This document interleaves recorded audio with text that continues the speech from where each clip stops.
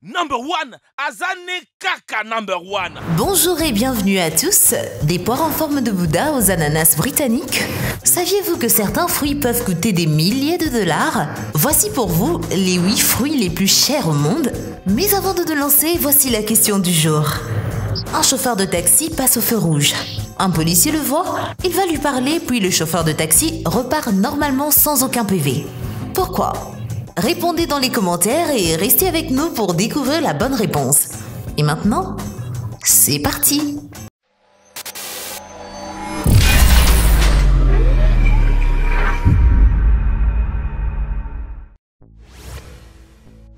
Et surtout, n'oubliez pas d'aimer et de vous abonner pour ne rater aucune de nos vidéos. Numéro 8. Des poires en forme de Bouddha. La poire en forme de Bouddha est peut-être le fruit le plus unique au monde. Jusqu'au détail du visage, ces poires ressemblent exactement à des petites figurines de Bouddha. Depuis l'aube de l'agriculture, l'homme expérimente ces fruits et légumes. Au début, l'objectif était de créer des aliments plus gros, à croissance plus rapide et en grande quantité. Les humains ont également l'habitude de manipuler l'apparence des produits bien avant l'arrivée de Christophe Colomb aux Amériques. Les agriculteurs préhistoriques avaient développé des centaines de variétés de maïs, des haricots, de tomates et de poivrons, alors que les gens continuaient à expérimenter l'apparence de leurs fruits et légumes. Certains étaient jugés plus effrayants que d'autres. On estime qu'environ 40% des produits sont rejetés en raison de leur apparence. Malheureusement, la plupart de ces articles froids sont parfaitement comestibles et nutritifs et on les jette tout simplement. La poire de Bouddha est cultivée par l'entreprise chinoise de moulage des fruits, qui est responsable de plusieurs autres fruits aux formes étranges, notamment les concombres en forme d'étoile, les pastèques en forme de cœur et les pommes au visage de gnome. Pendant leur période de maturité, ces fruits ainsi que la poire de Bouddha sont placés dans des moules appropriés pour leur apparence. Les fruits remplissent le moule et s'adaptent simplement à sa forme. En 2009, une poire de Bouddha coûtait environ 7 $ et 32 cents.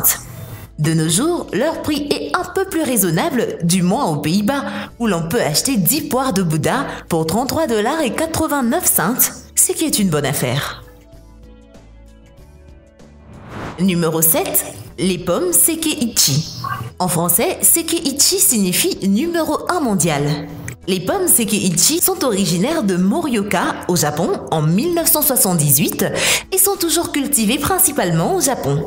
Elles sont de forme ronde et sont l'une des plus grosses pommes du monde, pesant jusqu'à 900 grammes chacune et se situant entre les pommes rouges et les pommes jaunes. Pour atteindre leur taille énorme, ils nécessitent un peu plus d'attention pendant la saison de croissance. Les pommes Sekeiichi sont généralement consommées fraîches plutôt que d'être utilisées pour la cuisson ou la préparation. Elles ont une saveur douce mais sucrée avec un petit goût amer. Une seule pomme Sekeiichi coûte généralement environ 21 $. Elles sont vendues tout au long de l'automne et au début de l'hiver. Numéro 6. Les fraises Bijinime. Les fruits de luxe sont populaires au Japon parce qu'ils sont liés au statut social et aux pratiques culturelles. Dans une interview accordée à CNN, Soyeon Shim, doyen de l'école d'écologie humaine de l'université du Wisconsin, a expliqué que les fruits jouent un rôle important dans les pratiques japonaises d'octroi de cadeaux. Il est donc naturel que le Japon abrite certains des fruits de luxe les plus chers du monde. Le pays a la réputation de transporter les plus belles fraises du monde. Elles s'appellent Bijin-hime, ce qui signifie belle princesse, et sont cultivées à la ferme d'Okuda depuis 35 ans. La ferme appartient à Okuda Nishio, qui a passé des décennies à perfectionner ses fraises. Dans une interview accordée à CNN, il a expliqué qu'il lui a fallu 15 ans pour obtenir les fraises Bijin-hime parfaites, qui ont la forme d'une cuillère et deviennent aussi grosses qu'une balle de tennis. Nishio n'entrera pas dans les détails de ses méthodes de culture de ces fraises juteuses et bien sûr, le prix moyen d'une fraise Bijin-hime de la taille d'une balle de tennis est de 4 395 $. Il n'en vend qu'environ 500 par an. Mais faites le calcul, ça reste beaucoup d'argent. Numéro 5. La pastèque d'Ensuk. La pastèque d'Ensuk est une pastèque ultra rare à la peau noire et moins striée. Sa chair est connue pour être plus sucrée que les autres variétés de pastèques. Elles sont cultivées sur l'île d'Hokkaido, la plus septentrionale du Japon, et seulement 100 unités sont produites annuellement. Le prix moyen d'une pastèque d'Ensuke est d'environ 250 $, mais les melons de la meilleure qualité vendus aux enchères se vendent généralement entre 1000 et 4 4500 $. Le plus cher jamais vendu s'est élevé à 6100 $ lors d'une vente aux enchères en 2008 et pèse 7,7 kg. En 2014, des membres du personnel du journal canadien The Star ont fait un test des dégustations à l'aveugle de la pastèque Bensouk. Certains des testeurs ont trouvé que la pastèque Bensouk était plus sucrée qu'une pastèque ordinaire provenant du marché. D'autre part, certains des testeurs ont préféré la pastèque la moins chère parce qu'elle était moins détrempée que les pastèques Bensouk. Les pastèques carrées qui sont également originaires du Japon et peuvent coûter plusieurs centaines de dollars. Si dépenser des sommes pareilles pour des fruits haut de gamme est peut-être une coutume au Japon, cette pratique est considérée comme moins favorable par les Ontariens. Mike Romjak, qui est associé à une ferme de pastèques et d'asperges à Tillsonburg en Ontario, a expliqué qu'il ne se sentirait pas à l'aise de vendre une pastèque de marque à quelqu'un pour plus de quelques dollars. Car tant qu'il n'est pas coupé en deux, il n'y a pas de véritable moyen de savoir s'il est prêt à être consommé. Il a également fait référence aux pastèques fantaisistes comme symbole de statut et d'indulgence excessive. Et vous? Payeriez-vous un prix exorbitant pour l'un de fruits haut de gamme dont nous avons parlé jusqu'à présent dans la vidéo d'aujourd'hui? Dites-nous tout dans les commentaires. Les rubis romanes. Ces raisins sont cultivés exclusivement dans la préfecture d'Ishikawa au Japon. Chaque raisin a la taille d'une balle de ping-pong et une forme rouge caractéristique. La vente de grappes de rubis romanes est soumise à des règles strictes. Chaque raisin est inspecté et doit peser au moins 20 kg et avoir une teneur en sucre de 18% ou plus.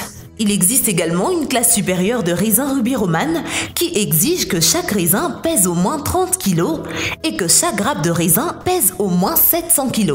En 2010, seuls 6 raisins ont été classés comme premium et en 2011, aucun raisin n'a eu cet honneur. Les premiers rubis romanes se sont vendus à 910 $ la grappe en 2008, soit environ 26 $ par raisin en 2016.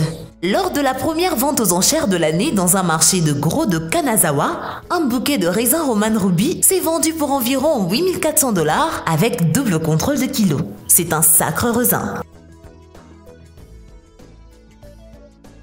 Numéro 3, les cerises Sato-Nishiki. Ces cerises brillantes en forme de bulle sont principalement cultivées dans la préfecture de Yamagata, au Japon, où 70% des cerises du pays sont cultivées. Quand elles deviennent mûres, ces petites cerises sont d'un rouge vif. Elles sont en saison au début de l'été et sont soigneusement triées et classées. Comme tous les fruits japonais, la cerise Sato-Nishiki a été cultivée pour la première fois au début du XXe siècle par un agriculteur du nom d'Eisuke Sato. À l'époque, la plupart des cerises se sont détériorées peu de temps après leur cueillette ou pendant le transport et à cause d'une foule d'autres problèmes. Sato a résolu ce problème en croisant des cerises Tobas qui ont une courte durée de conservation mais un bon goût avec des cerises Napoléon qui durent beaucoup plus longtemps mais ont un goût aigre. Cela lui a pris 16 ans mais il a fini par inventer la Sato-Nishiki Cherry. En 2018, un lot de cerises volées pesant 100 kg était évalué à 5 631 $ et 24 cents. Numéro 2, Décopon. Le décopon est un hybride entre une mandarine et une orange et on dit que c'est l'agrume le plus délectable au monde. Ça ressemble à une orange mais plus grosse et plus sucrée et avec une bosse sur le dessus. Un seul morceau de ce fruit sans pépins et à la peau épaisse peut peser jusqu'à 450 grammes et sa saveur ressemblerait à celle d'une orange intense mais beaucoup plus sucrée. En fait, la saveur du décopon est si douce que certains l'ont comparée à celle des bonbons. J'ai vraiment envie d'en essayer un. Le décopon est un fruit relativement nouveau. Il a été produit pour la première fois en 1972 par une station de recherche gouvernementale de la préfecture de Nagasaki au Japon. Il est maintenant cultivé dans divers pays, dont le Brésil et la Corée du Sud en 2011.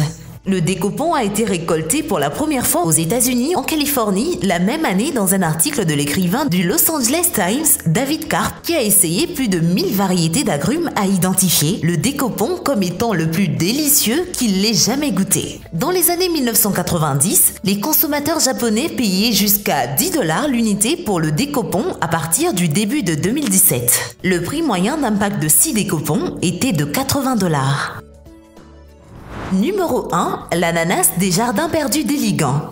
Dans les comtés de Cornouailles, dans le sud-ouest de l'Angleterre, il y a des jardins perdus d'Eligan. Un ensemble de jardins botaniques où les ananas sont cultivés bien en dehors de leur environnement traditionnel. L'ananas est un fruit tropical qui ne pousse pas naturellement dans le climat maritime tempéré de l'Angleterre. En 1991, une fosse à ananas chauffée au fumier a été mise à la terre à l'endroit où se trouve aujourd'hui le jardin perdu de Héligan. On pense que c'est la seule fosse à ananas chauffée par du fumier en Grande-Bretagne. Après de nombreux mois de recherche, les historiens de l'architecture et de l'horticulture ont conclu que la première structure du site a probablement été construite au XVIIIe siècle. Le premier bourgeon de fleurs d'ananas a été observé après 3 ans d'entretien d'une parcelle.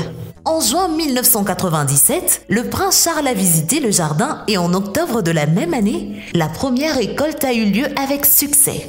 Les producteurs ont même échantillonné le premier ananas pour s'assurer qu'il n'avait pas le goût de fumier. En découvrant qu'il était délicieux, ils ont offert le deuxième ananas à la reine Elisabeth II pour son 50e anniversaire de mariage. La culture de ces ananas est une tâche très exigeante en main-d'œuvre et qu'il faut parfois des années avant d'obtenir un quelconque succès après avoir pris en compte tous les coûts liés à la culture des ananas. Les producteurs ont déterminé que chaque ananas leur a probablement coûté de façon excessive 1,299,50 $.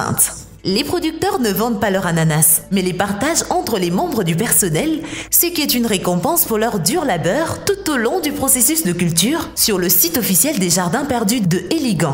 Les cultivateurs d'ananas affirment que ce serait une occasion unique pour quelqu'un d'en essayer un et que si l'un de leurs ananas était mis aux enchères, 12 995 $ serait un prix de vente approprié. Et voilà, c'est tout pour la vidéo d'aujourd'hui. Alors, dites-nous, quel est le fruit qui vous a le plus impressionné? Dites-le nous dans les commentaires. Avant de nous quitter, la réponse à la question du jour, c'est parce qu'il était à pied. Eh bien, merci d'avoir suivi cette vidéo et surtout, n'oubliez pas d'aimer et de vous abonner pour ne rater aucune de nos vidéos. Quant à moi, je vous dis bye bye.